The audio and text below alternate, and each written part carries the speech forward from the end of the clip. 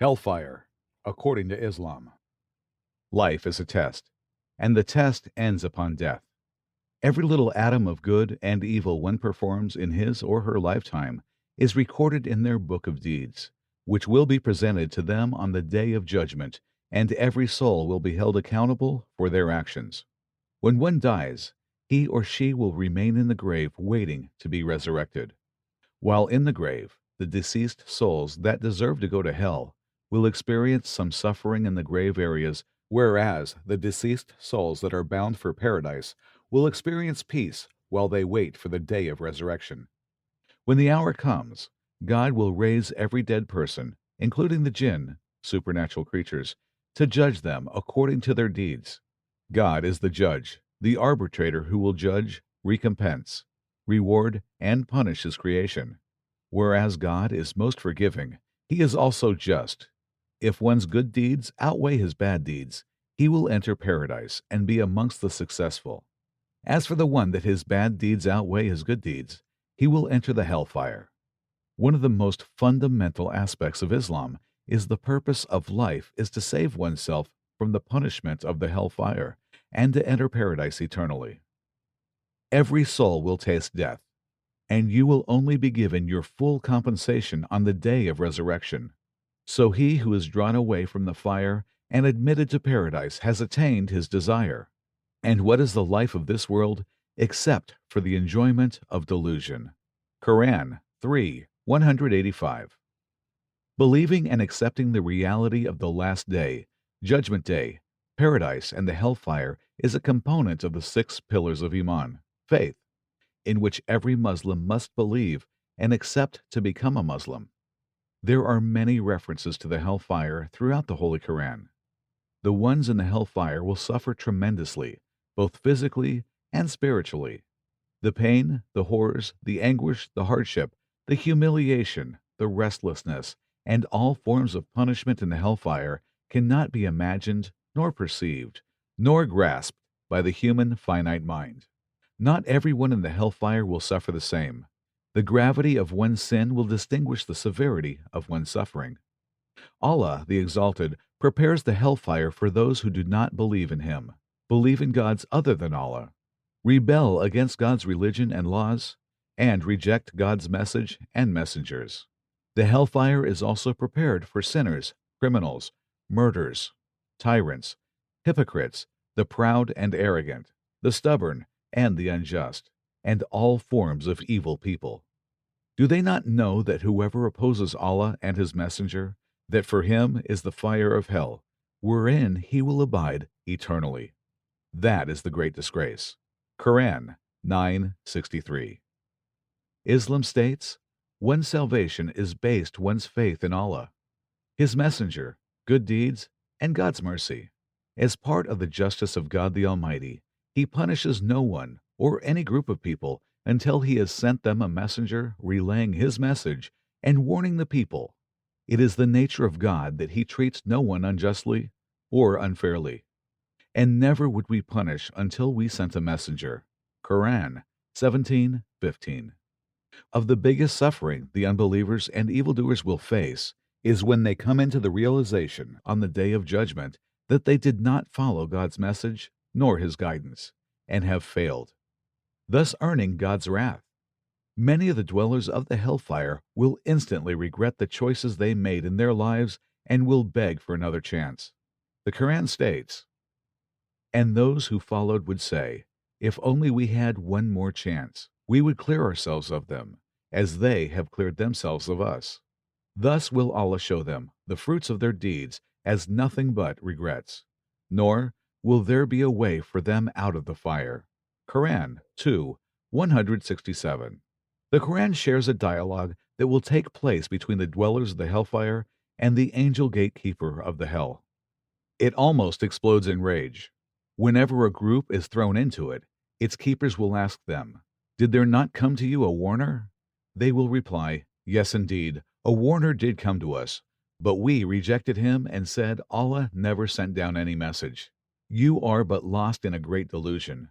And they will add, had we but listened to those warnings, or at least used our own reason, we would not now be among those who are destined for the blazing flame. They will then confess their sins, but far will be forgiveness from the companions of the blazing fire. Quran 67, 8 through 10. However, no matter how much the sinners beg for forgiveness, it would be too late. The intensity of the fire will be so terrifying that the people will disown their closest and most beloved people in their lives on the day of judgment and flee from them on this great day. But when there comes a deafening blast, on the day a man will flee from his brother, and his mother, and his father, and his wife, and his children. For every man, that day, will be a matter adequate for him. Quran 33 to 37. Man will give up everything he holds dearest to him to save himself from the hellfire. They will be shown each other. The criminal will wish that he could be ransomed for the punishment of that day by his children, and his wife, and his brother, and his nearest kindred who shelter him. And whoever is on earth entirely so, then it could save him. Quran 70:14. A quick dip in the hellfire will have a person forgetting about all the pleasures he or she had in their lifetime. Our prophet narrated, "One of the people of hell who found the most pleasure in the life of this world will be brought forth on the day of resurrection and will be dipped into the fire of hell. Then he will be asked, 'O son of Adam, have you ever seen anything good? Have you ever enjoyed any pleasure?' He will say, 'No, by God, O Lord.'" Whereas there are a minority of scholars that state the hellfire is not eternal. Most Islamic scholars state that the polytheist and unbelievers will reside in the hellfire forever, and that the hellfire is eternal for most people that enter it. Indeed, Allah has cursed the disbelievers and prepared for them a blaze, abiding therein forever. They will not find a protector or a helper. Quran 33, 64 to 65. God the Almighty created the hellfire and paradise before mankind. Hell is so deep that if one were to drop a stone into it, it would take 70 years for that stone to hit its bottom. The hellfire is black and dark as night. The hellfire has various levels of severity and punishment according to the extent of disbelief and sins of those being punished in it. The lower the level of the fire, the greater the intensity and punishment one suffers. Our prophet narrated the lightest punishment of the hellfire will be a man under the arch of whose feet will be placed a smoldering ember, and his brains will boil because of it. As for the most severe punishment in the hellfire, it will go to the hypocrites, as God states in his book. Indeed, the hypocrites will be in the lowest depths of the fire, and never will you find for them a helper. Quran 4, 145. The hellfire has 7 gates in which its inhabitants will enter.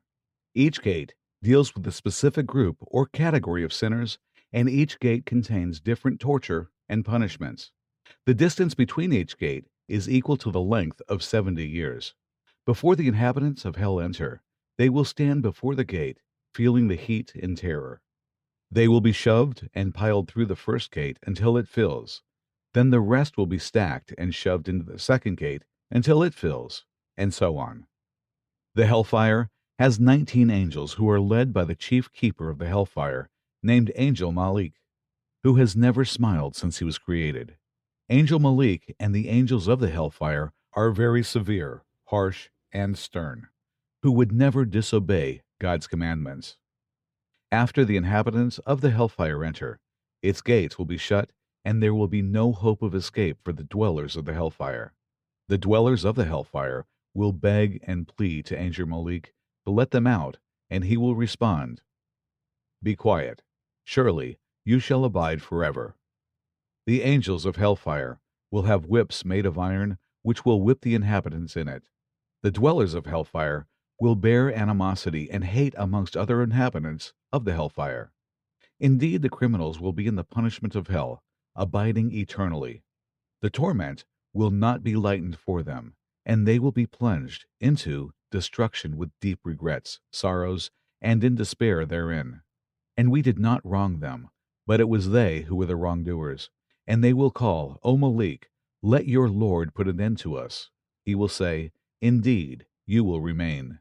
We had certainly brought you the truth, but most of you, to the truth, were averse. Quran 43, 74 to 78. As for the believers who practiced Tawheed, monotheism, and believed in the prophet that was sent to them from God, but lived a sinful life, they will be his punishment in the hellfire for a length that commensurate the level of their sins. Then they would be brought out of it and eventually sent to paradise.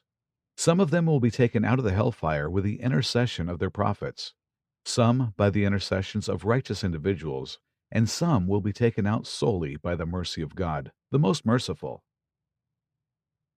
The hellfire has different names with different descriptions that are mentioned in the Islamic tradition.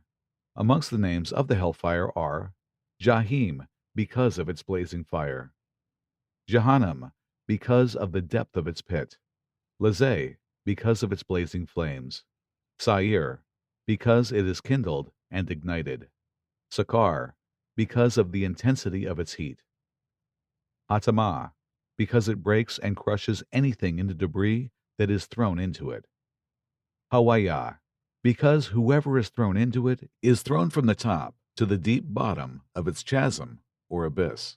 The dwellers of the hellfire will be made huge, so every part of their body can feel the punishment. A person's molar tooth will be as big as Mount Uhud, a mountain in the city of Medina. The distance between the shoulders of the dwellers of hell will be equivalent to 3 days of walking.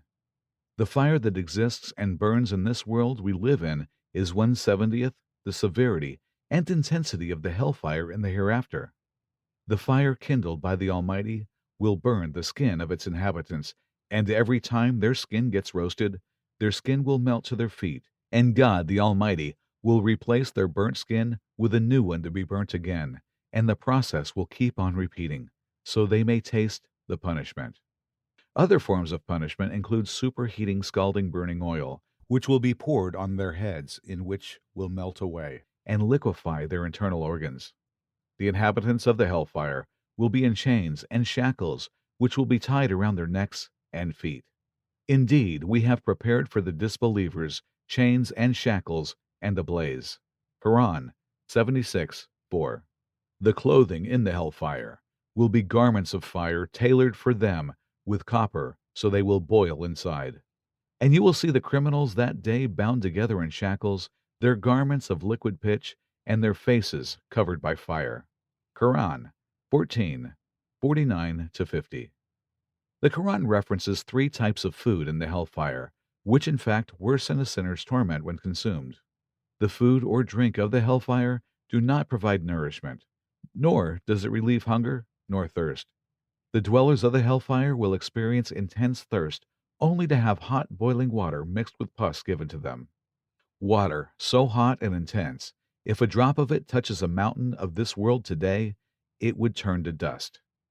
Amongst the food of the dwellers of hellfire is the tree of Zakum in the lowest level of hell. Its branches are described like heads of devils. Its vicious fruits severely burn the inside of a sinner's stomach. If a drop of its juice lands on earth, it will poison the whole earth and everything it contains. God the Almighty, the most merciful, the most compassionate, did not create the hellfire to just throw people in it, nor does he want to. In fact, God asks a rhetorical question in the Holy Quran stating, "What can Allah gain by your punishment if you are grateful and believe? And ever is Allah appreciative and knowing." Quran 4:147. God will get nothing from punishing anyone, and he wants reasons not to do it. In fact, God states in Holy Quran that he created mankind and jinn to worship him, glorify him, and exalt him, as he is the only one worthy of worship. And he states in another verse, from his end, he created mankind so he can show them his mercy.